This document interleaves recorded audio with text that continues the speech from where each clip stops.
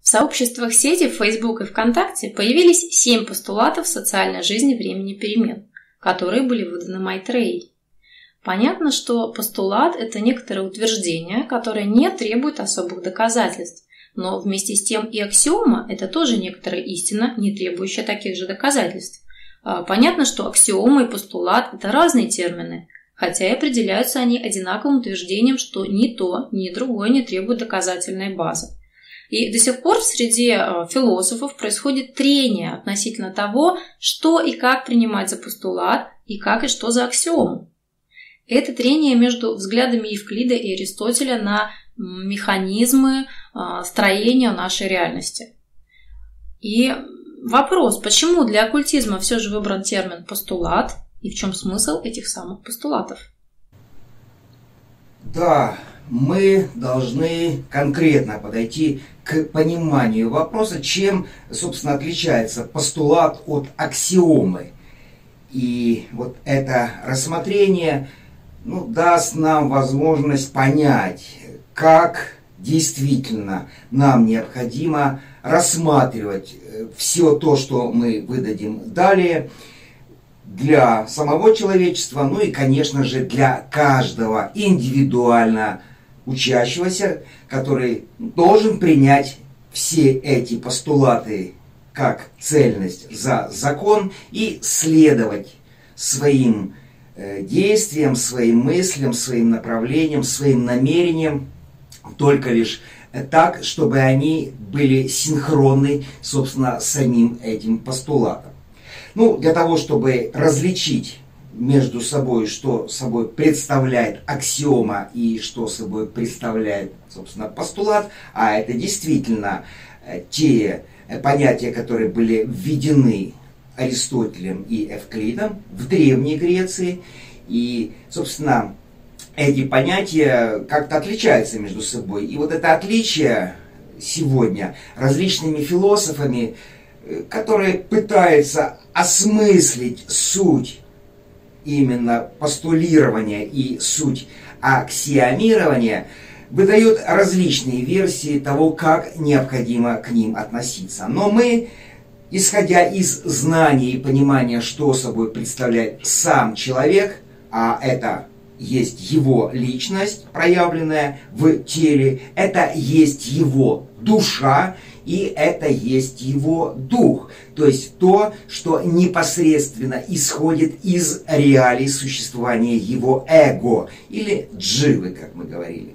И поэтому только из понимания того, как устроен человек, нужно и выходить в суть понимания того, что собой представляет аксиома, а что собой представляет сам постулат. Так вот, аксиома – это некое утверждение, которое может быть принято, если ум человека пребывает в трехмерной реальности, то есть в той реальности, которая создана с помощью физических проявлений, то есть его физического тела, его физического видения всего окружающего мира, из его астральности и из его ментальности, то есть из трех видов существования человека. И если этот человек, находясь внутри своего собственного проявления, видит те или иные утверждения, которые не требуют никаких доказательств, то, конечно же, к ним, этим утверждениям, необходимо относиться как к аксиоме.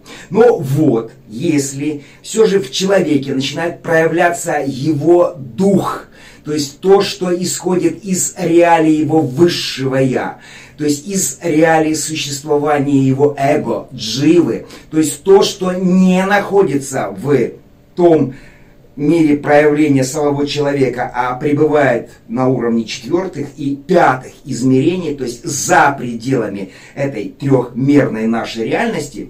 И если этот дух или высшее «я», влияя на ментальность, дает понятие самому человеку, что то или иное утверждение действительно является верным, то, конечно же, к этому утверждению необходимо относиться как к постулату.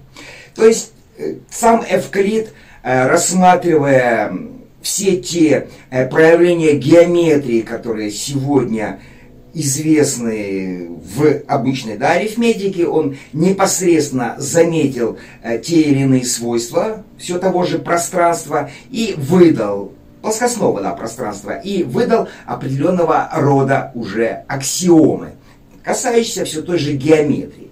Что касается Аристотеля, то Аристотель вышел чуть-чуть дальше за пределы существования, опять же, нашего мира.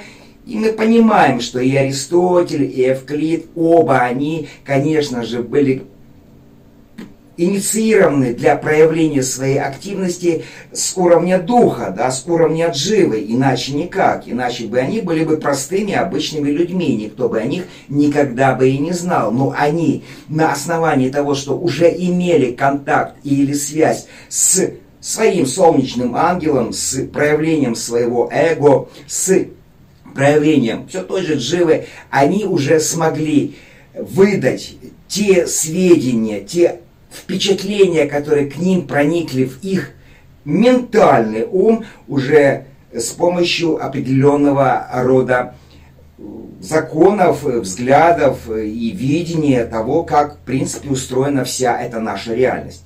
Таким образом, и Эвклид, и Аристотель, конечно же, имели контакт со своим духом, со своим высшим «я», но вместе с тем у Аристотеля особо было проявлено то свойство, когда он входил в состояние высшего «я» и уже с его уровня, с его понимания начинал созерцать ту реальность, в которой пребывают все люди, и на базе них уже стал выдавать определенного рода постулаты. Давайте мы вспомним постулат Эйнштейна, который говорит нам о том, что скорость света, вне зависимости от точки пространства, откуда она исходит, сам этот свет, да, и от скорости объекта, который излучает этот же самый свет, эта скорость будет равна постоянной величине. Ну, как мы знаем, это 300 тысяч километров в секунду. Но в действительности мы рассматриваем вот это значение не как скорость света, а как некую плотность пространства ко времени или к цикличности всех процессов, которые проходят непосредственно в нашей трехмерной реальности. И выдать этот постулат о постоянстве скорости света Эйнштейн мог только одним единственным способом, если бы у него был контакт с его высшим «я», с его эго, да, с тем ангелом, который находится за пределами этой нашей реальности, трехмерной. И именно этот ангел, да, и передал Эйнштейну знания о теории относительности, о, собственно, скорости света и об этом постулате скорости света. И поэтому, конечно же, необходимо относиться к утверждению Эйнштейна как к постулату. Таким образом, как вы понимаете, есть два вида утверждения: аксиома и постулат. И постулат всегда является результатом активности человеческого высшего «я», его духа. Ну, в то время как аксиома является ничем иным, как просто активностью человеческой души, которая уже может и начинает управлять состоянием ментального тела человека. То есть, если бы мы рассматривали утверждения из сути строения нашей реальности, то они были бы аксиомами, правильно? Но если эти утверждения исходят из реалий, которые находятся как бы за пределами обычного представления строения мира, то это все же постулат. Конечно, именно таким образом и необходимо воспринимать и постулат, и аксиому.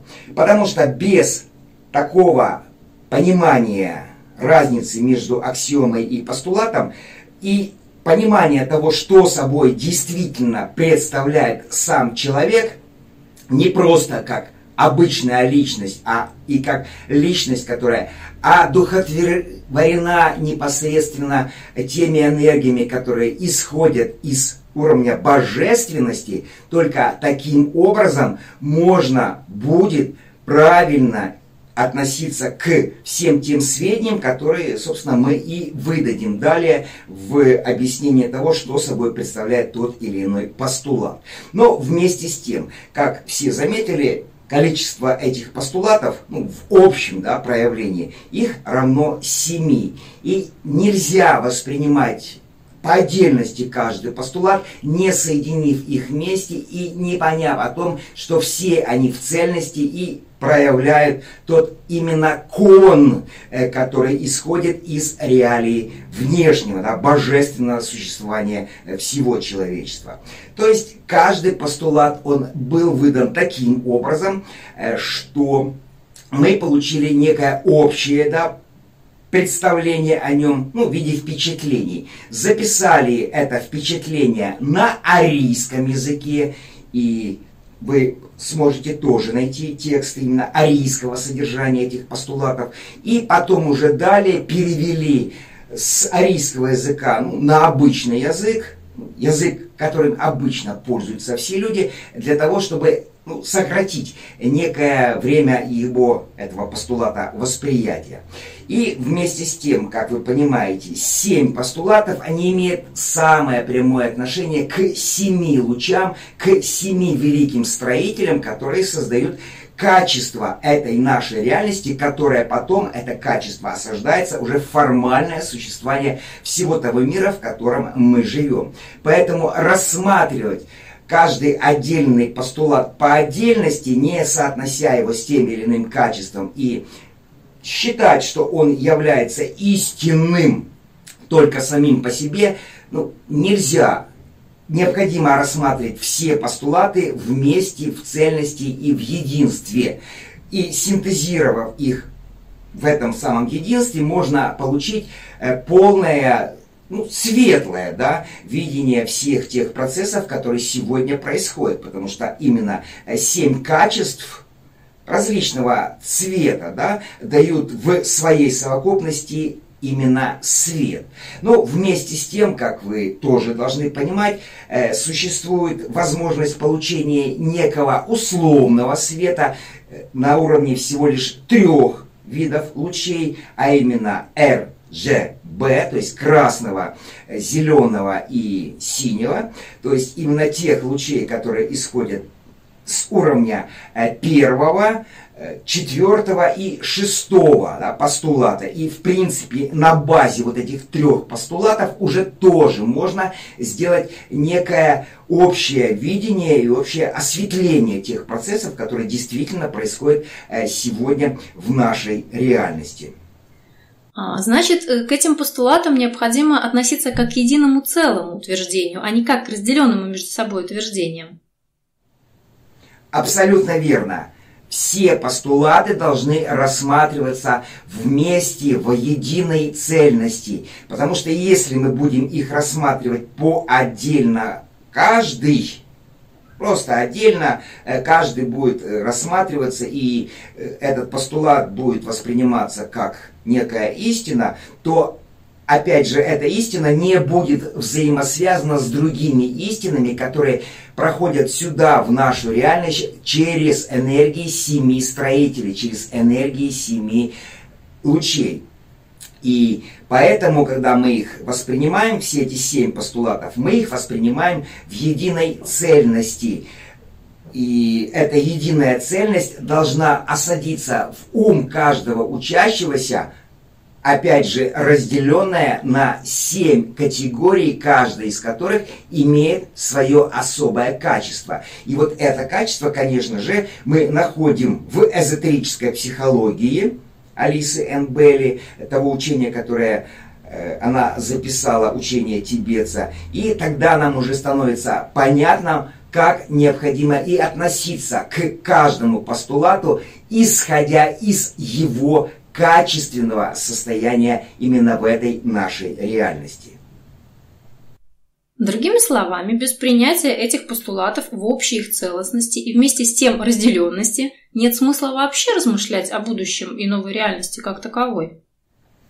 Несомненно, вся наша будущая новая реальность, к которой мы идем, к которой мы стремимся, эта вся реальность будет выстроена только лишь тогда, когда будут приняты все эти 7 постулатов. До тех пор, пока вся нынешняя власть, которая проявлена в этом мире через государственную активность, занимается какими угодно вопросами, но не связанными непосредственно с той тематикой, с тем направлением, в которую этих государственных деятелей, эту элиту вытягивает сама духовная иерархия планеты, о существовании которой им пока что еще неизвестно.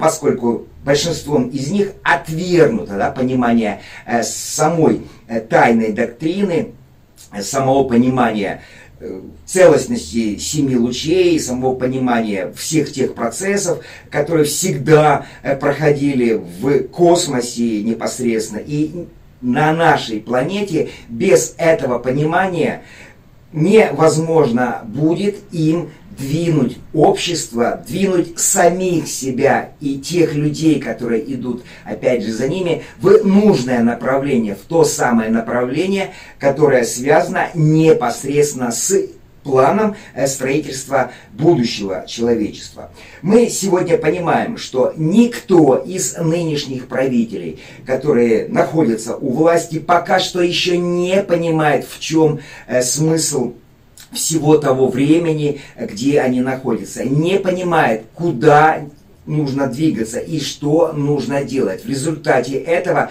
они, используя все те же старые методы, которые были внедрены в третьелучевую сферу разума и которые проявлялись непосредственно в том законе, который требовал постоянного конфликта между одним проявлением мысли и другим проявлением мысли. И этот конфликт все время активировался, опять же, в реалиях все той же сферы разума, то на сегодняшний момент правила изменились. Правила изменились только лишь потому, что мы вошли совершенно в иное время, и в этом времени начинают проявляться совершенно иные правила, чем были те, которые существовали порядка 5500 лет. То есть порядка вот этих вот годов, связанных с общей концепцией строительства всей сферы разума и непосредственно всех тех личностей, которые сегодня проявились именно в этой нашей реальности. Если нынешняя элита, а именно эти постулаты и касаются этой самой элиты, непосредственно касается всей той власти, которая сегодня проявлена во всех средствах массовой информации. Мы говорим о четвертой ветви власти, которая именно оголяет этих конкретных личностей. И если вот эти конкретные личности не смогут понять и принять эти самые постулаты, то для них, для этих личностей, конечно же, возникают огромные трудности, связанные с дальнейшим развитием общества, в котором, собственно, они сами пребывают и которым они управляют. Поэтому принятие этих самых 7 постулатов именно ими и является сегодня базовой задачей для всей нашей элиты. Конечно же, можно говорить и о народе, можно говорить и уже выделившихся из этих проявление народа, из этого народа, того, кого мы называем как шизоиды, то есть те, которые сегодня начинают кристаллизовать следующую, новую расу человеческого существования, которая будет функционировать уже на уровне своей собственной души. Так вот, если вся элита, не касаясь непосредственно ни народа, ни самих этих шизоидов, не поймет и не признает, что ее время управления по старым законам, по старым правилам, по старым нормам уже подошло к концу, и не признает этих самых постулатов, то, понятное дело, для этой элиты нет будущего, поскольку само будущее, как вы поймете из этих же самых постулатов, было направлено и сейчас уже направлено на то, чтобы сформировать в человечестве уже существование не только его формы, но и сформировать в нем же и проявление качества. А вот это самое качество находится за пределами проявления нашей трехмерной реальности. Это качество находится в реалиях четвертого измерения. И поэтому для понимания этого качества, конечно же, этой самой элите, этим передовым, да, человеческим единицам, которые достигли того или иного уровня, вот на этой пирамиде всевластия, дадена возможность в первую очередь самим войти в понимание того, что это качество собой представляет и как это качество необходимо внедрять в состояние жизни всего человечества в нынешнее время, чтобы на основе него, на основе именно этого качества, не формальности, в которой живут все люди, а именно качества, собственно, все человечество и дальше начало развиваться, продолжать развиваться, но уже в совершенно новом своем проявлении, в том самом проявлении, где непосредственно станет основой уже не человеческая форма, не личность как таковая, а то, что эту личность заполняет. Мы говорим о душе, мы говорим о качественном состоянии каждого человека, о качественном его существовании в этом мире, в этой реальности. И именно только таким образом правильное движение в будущее может быть для элиты определено. Иначе, без признания и принятия этих постулатов, этого будущего ни у элиты, ни у народа, который за нею, за этой элитой следует, не будет. Но об этом, конечно же, мы поговорим в следующих разложениях, да, каждого постулата по косточкам. Для чего? Потому что все они были получены из реалий существования человеческого духа, то есть из тех мест или из той пространственной формы вибрации, да, которая находится за пределами трех мер существования всех нынешних людей. То есть мы говорим о том, что эти постулаты были переданы из уровня существования божественности, и вот эта божественность должна вместиться в человеческий ум, в его ментальность, как нечто то, которое не требует никаких доказательств, а требует только и только принятия их как некой истины. Истины, которая работает непосредственно и только в нынешнее время.